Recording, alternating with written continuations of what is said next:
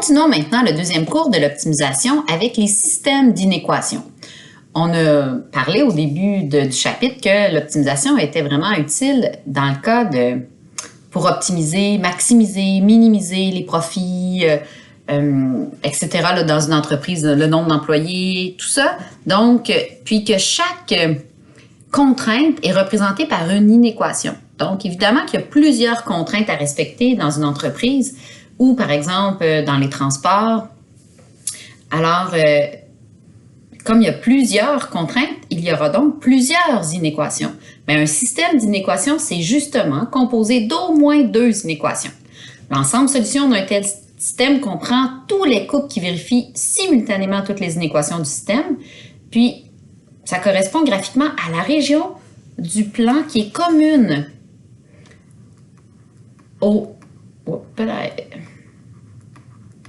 aux ensembles de solutions de toutes les inéquations qui forment le système. On va aller voir tout de suite un exemple ici.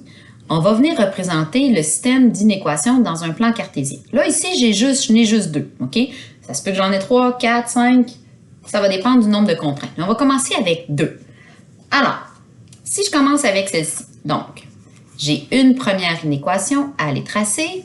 Je vais aller chercher tout de suite son équation. Donc, je vais soustraire 4x. J'obtiens donc 3y égale à moins 4x plus 8. Je divise par 3. Alors, y égale moins 4x sur 3 plus 8 sur 3. Je veux la tracer. Là, ici, je n'ai pas des beaux chiffres, j'ai toutes des tiers. C'est sûr que je pourrais dire, bon, moins 4x plus 8, je vais trouver des valeurs de x qui me feraient qu'un numérateur serait un multiple de 3. Mais là, vous avez un outil, là. OK? Vous avez votre calculatrice qui vous donne la table de valeurs. Donc, quand ça, c'est vraiment avec la calculatrice que je la trouve, ma table de valeurs. Je vais aller chercher des beaux points, des points qui arrivent pile. Fait que sur ma calculatrice, j'ai trouvé que quand x vaut 2, y vaut 0, que quand x vaut 5, y vaut moins 4. Alors, j'utilise ça ici. Pour mon inéquation numéro 2, mon inéquation, ça va être y égale, j'enlève le x, l'autre barre, j'envoie de l'autre côté, donc ça fait moins x plus 2. Ça, c'est facile à tracer, là. Je vais placer mon ordonnée à l'origine. Ma pente, c'est moins 1. Donc, je baisse de 1, je tasse de 1. Ça va être facile à tracer. Alors, on va venir représenter nos deux inéquations. La première, je vais graduer par 1. Là, ça va très bien rentrer, il n'y a pas de problème. Alors, à 2, 0, j'ai un point ici. À 5, 3, 4, 5, moins 1, moins 2, moins 3, moins 4. Donc, voilà. Est-ce que celle-ci, je la fais avec un trait plein ou un pointillé? Donc, trait en pointillé parce qu'il n'y a pas d'égalité. Donc là, je vais relier mes points. J'essaie là de m'aligner. Je sais que c'est pas facile là. Ça fait pas quelque chose de beau. C'est pas mal plus beau dans mes notes de cours. Vous pourrez aller le voir. Alors voilà. Pour chacune des droites, il faut prendre un point témoin. Donc si je prends mon point témoin ici, 0, 0, là je vais venir... Je vais me changer ma couleur là. Je cherche la zone, OK? Je veux chercher la zone à hachurer. Alors, je prends mon inéquation qu'il y avait au départ, 4 fois 0 plus 3 fois 0. Est-ce que c'est plus petit que 8? Est-ce que 0, c'est plus petit que 8? Oui, c'est vrai. Alors, l'inéquation ici, elle est vraie. Ça veut dire que pour cette inéquation-là, je vais venir hachurer, je ne le ferai pas tout de suite parce que je vais chercher ce qui est commun aux deux inéquations, mais j'hachurerai de ce côté-ci. Je vais juste mettre des flèches pour me montrer que c'est de ce côté-ci que je devrais hachurer. Je vais venir maintenant tracer mon inéquation numéro 2. Elle passe ici vis-à-vis y qui vaut 2. Baisse de 1, tasse de 1, baisse de 1, tasse de 1, baisse de 1, tasse de 1, baisse de 1, tasse de 1. Je vais me trouver plus de points là. Elle, je la fais en trait plein. Ce serait vraiment intéressant si j'étais capable d'avoir une règle là-dedans. C'est pas mal le seul défaut que je trouve jusqu'à maintenant, là. Et là, je trace une ligne droite. J'essaye, OK. Pleine, parce que... Oh là là, ça sera pas si facile. Ouais. Bon. J'ai tracé une ligne pleine parce qu'il y avait le symbole d'égalité. Ouais. Vous irez voir mon dessin, il est mieux dans mes notes de cours, là. Et là, je dois vérifier la zone. Donc, ma zone à hachurer. Je prends encore 0, 0. Est-ce que 0 plus 0, c'est plus grand ou égal à 2? Ça, c'est faux. L'inéquation, elle est fausse. Ça veut dire que mon point témoin qui était ici, je vais hachurer pour la ligne qui est verte, là, de l'autre côté. Donc là, il faut trouver la région qui est commune aux deux. Là, c'est là que je savais là, que ça ne serait pas très beau. Parce que ici, mes deux lignes ne sont pas droites. Puis la région qui est commune entre les deux, c'est ce qui est ici entre les deux pointillés. Donc, c'est là que je vais venir hachurer ce que je peux hachurer. J'espère que c'est mieux fait là, dans vos notes de cours.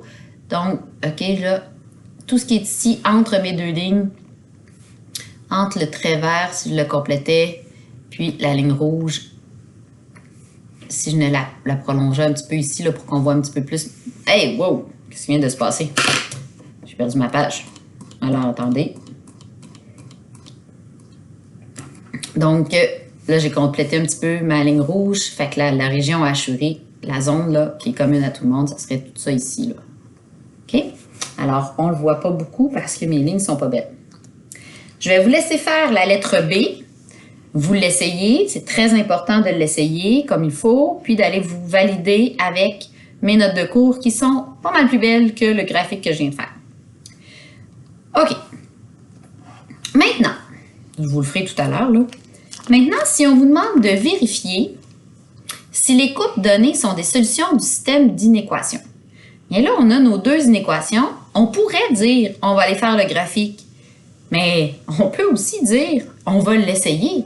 On va vérifier si, par exemple, lorsque je remplace x par 2 puis y par 13, l'inéquation est vraie. Donc, on l'essaie. Donc, ça, c'est ma première. Donc, dans ma première inéquation, je remplace le y par 13. Est-ce que, quand je remplace le x par 2, parce que c'est ça qu'on me donne ici, plus 5, parce que c'est ça qui est écrit là, j'ai juste repris mon inéquation numéro 1, je remplace tout dedans. Est-ce que 13, c'est plus grand? 2 fois 2, ça fait 4. 4 plus 5, ça fait 9. Est-ce que, oui, ça c'est vrai? Donc, comme l'inéquation, elle est vraie, oui, elle est vraie, je passe à la prochaine. Si ça avait été non, là, si ça n'avait pas été vrai, ben, j'aurais même pas vérifié parce qu'il faut que ça soit vrai dans les deux cas. Donc, si on essaie dans la deuxième, si je remplace toujours mon y par 13, mon x, dans ce cas-ci encore, par 2, est-ce que ça donne vrai ça aussi? Moins 5 fois 2, ça fait moins 10. Moins 10 plus 37, ça donne 27. Donc, est-ce que 13, c'est plus petit que 27? Oui. La réponse est oui. Donc, l'inéquation, elle est vraie.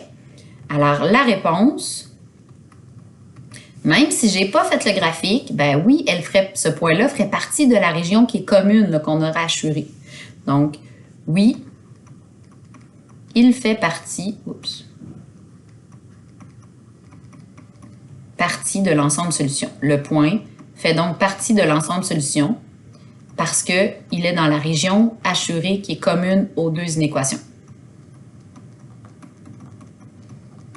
Dès que vous avez un nom, ben c'est non. On va essayer celui-là, la lettre B.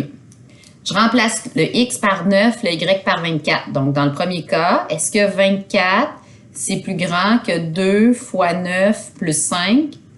Ben oui, 24, c'est plus grand que 23. Donc là, ils font exprès, ils nous obligent à aller vérifier le prochain. Toujours vrai. On vérifie le deuxième. Est-ce que 24, ça va être plus petit que moins 5 fois 9 plus 37?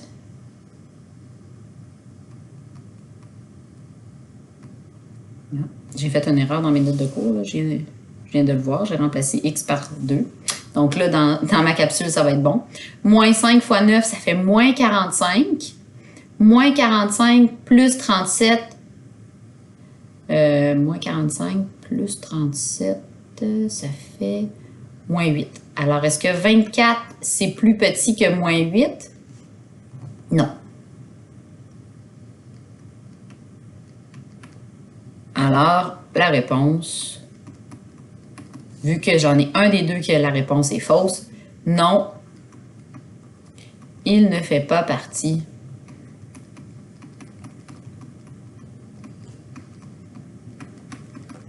de l'ensemble solution.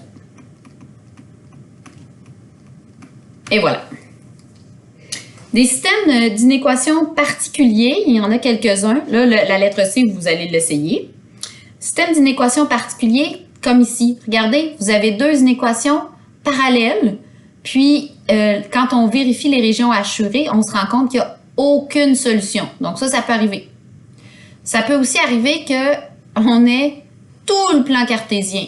Donc, tous les nombres réels vérifieraient les inéquations. Tout. Fait que dans le fond, on a pris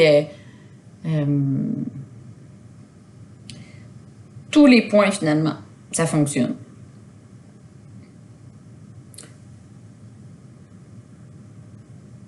Ici, il y a une petite erreur, là, je le vois là, dans le graphique. Là. Ça, c'est pas moi qui s'était fait comme ça. C'est les deux, vous voyez. Ça veut dire que j'en ai un que ça serait Y est plus grand ou égal, puis l'autre, j'aurais pris Y est plus petit ou égal. Fait que là, ça fait en sorte qu'on assure les deux côtés. Il y a une erreur de signe ici. Maintenant, des cas comme ça. Alors, des cas où j'ai deux parallèles, mais dont les inéquations font en sorte que ça soit assuré du même côté, ben dans le fond, ça reviendrait au même que de prendre juste la première inéquation, parce que celle-ci, elle ne comptera pas, parce que c'est pas commun aux deux. Ici, un autre cas particulier, on vient assurer la région qui est comprise entre les deux. Donc, ça aussi, là, ça ferait plusieurs réponses possibles. Mais bon, c'est des cas particuliers.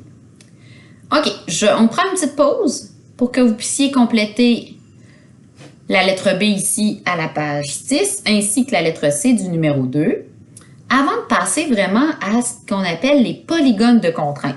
Donc là, je vous demande de terminer les deux petits exercices qui vous restent avant de compléter le deuxième cours.